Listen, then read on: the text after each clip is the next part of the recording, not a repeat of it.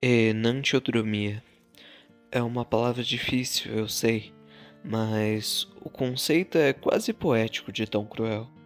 A ideia de que uma força intensa aplicada em uma direção gera inevitavelmente uma reação igual e oposta.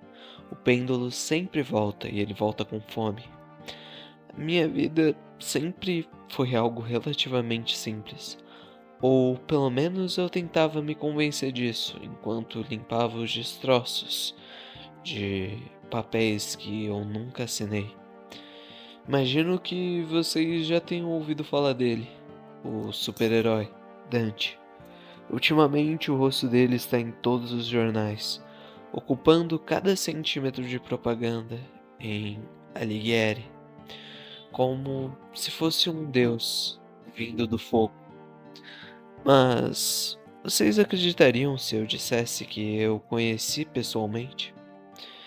Dante morreu faz 2 semanas.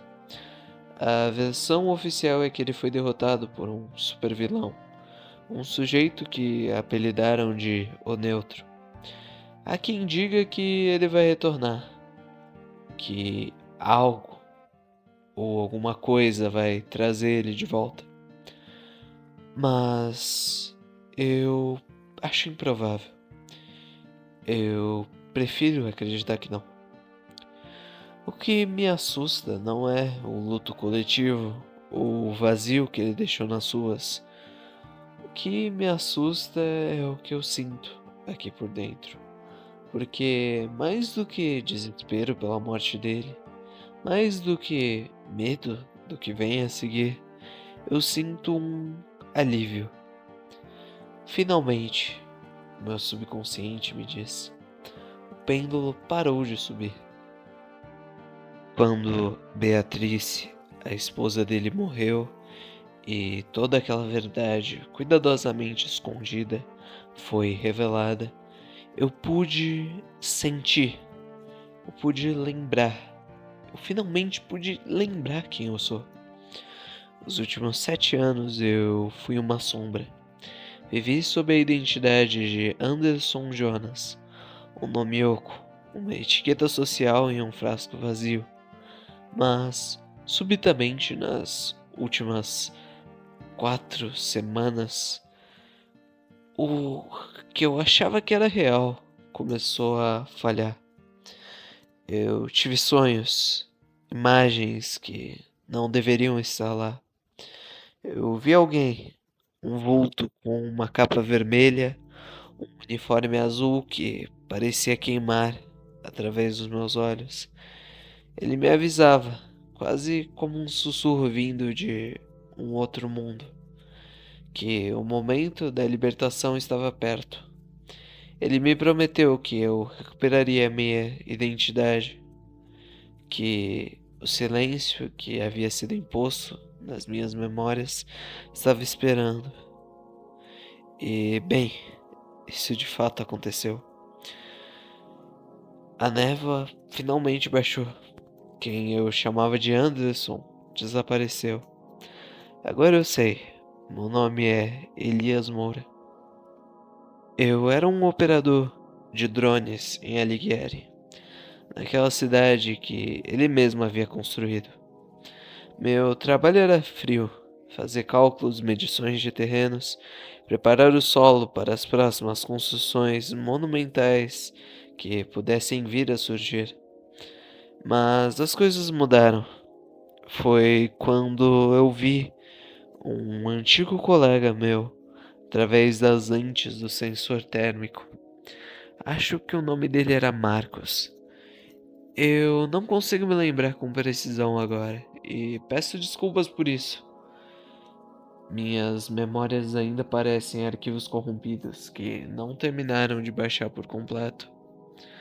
Marcos era um amigo quando eu era menor.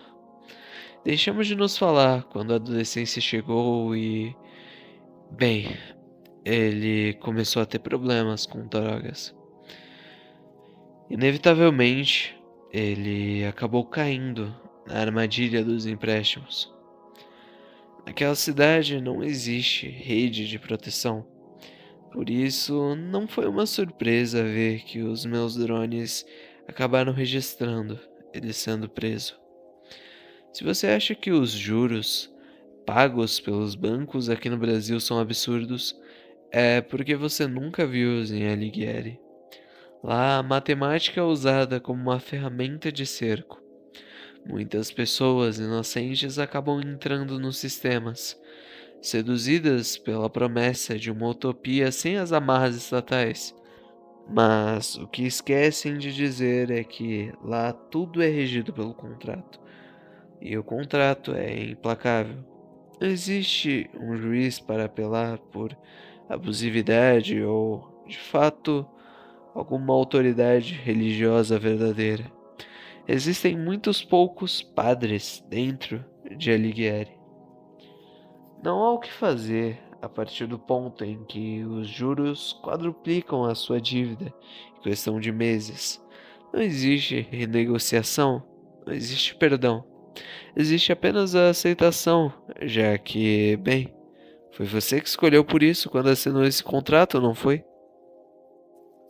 Acho que foi esse o motivo que eu decidi sair de Alighieri.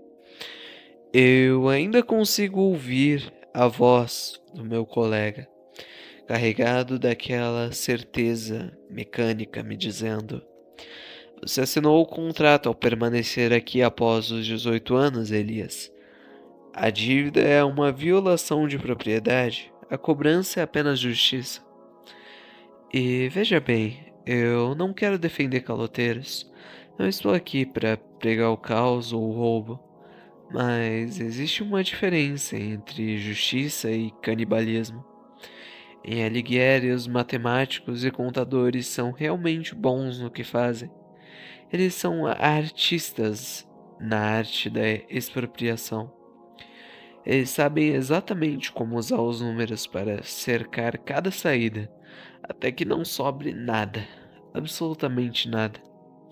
Eles não tiram apenas o seu dinheiro, tiram o seu chão, o seu ar e, como eu viria a descobrir mais tarde, até o seu direito de se lembrar quem você foi antes de assinar o contrato.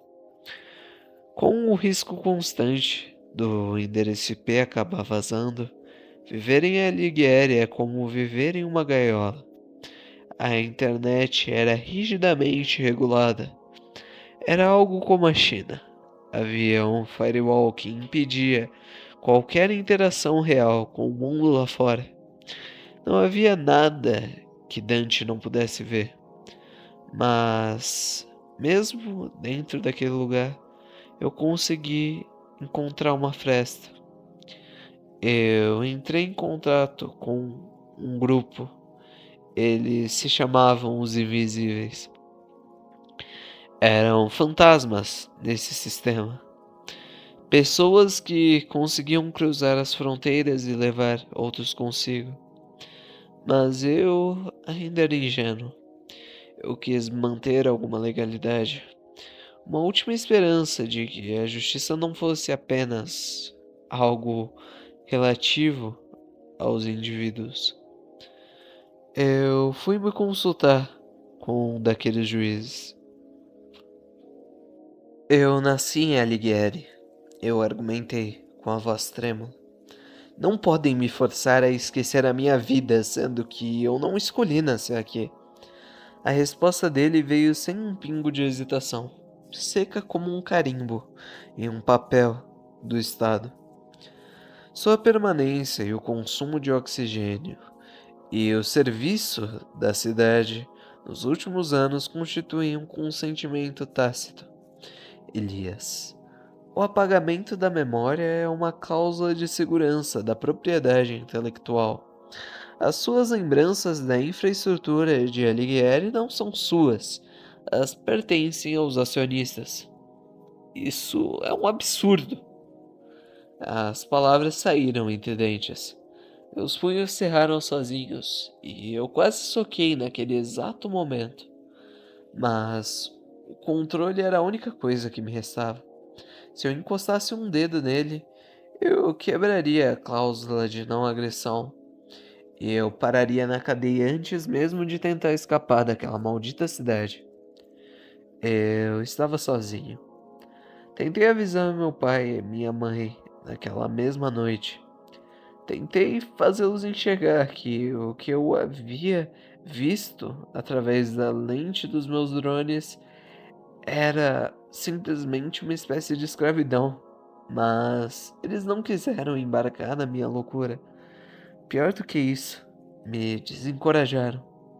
Para eles, o conforto da gaiola era melhor do que a incerteza do lado de fora.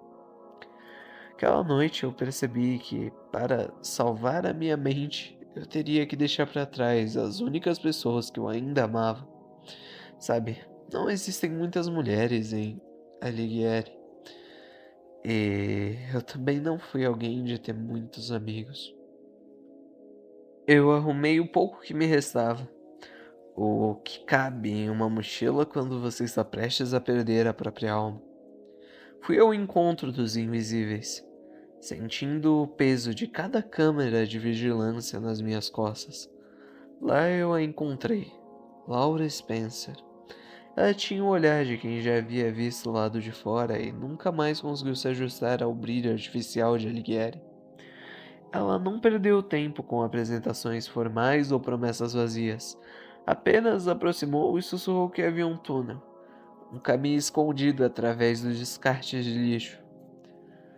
Uma falha na arquitetura daquela cidade. E ela só me disse: faça em silêncio.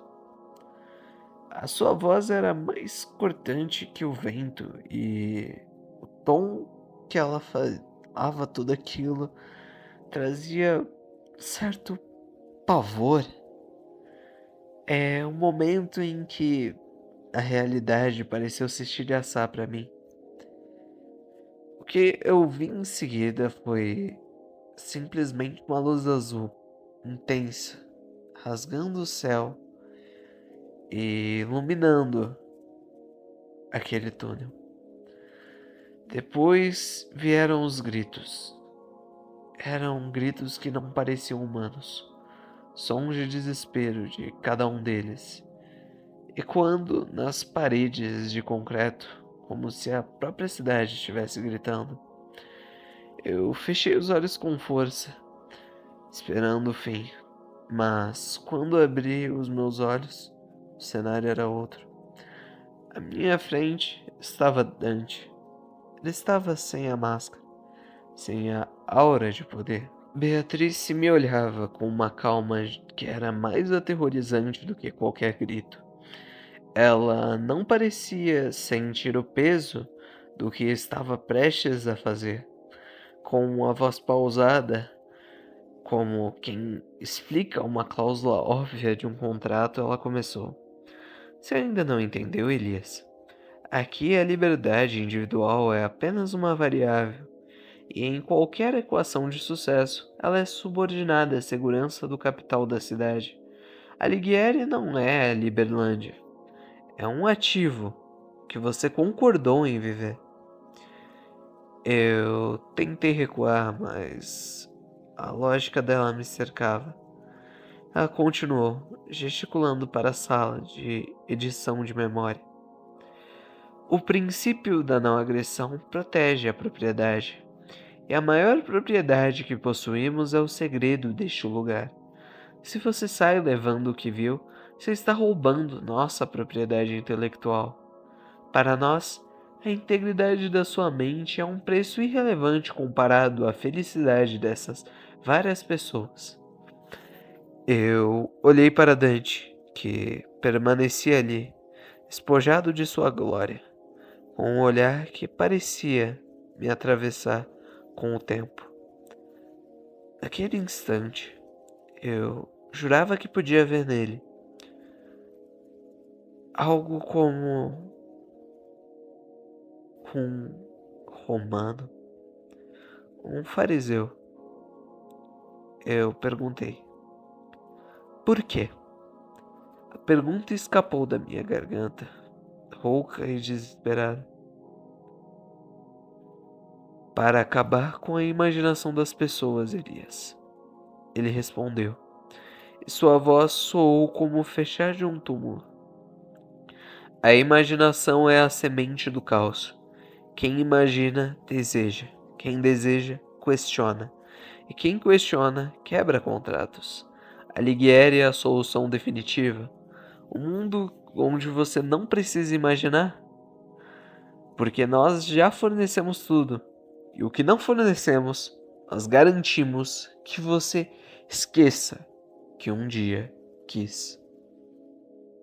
Fui encontrado na floresta, vagando no meio dela, sem nada, sem documentos, posses ou passado.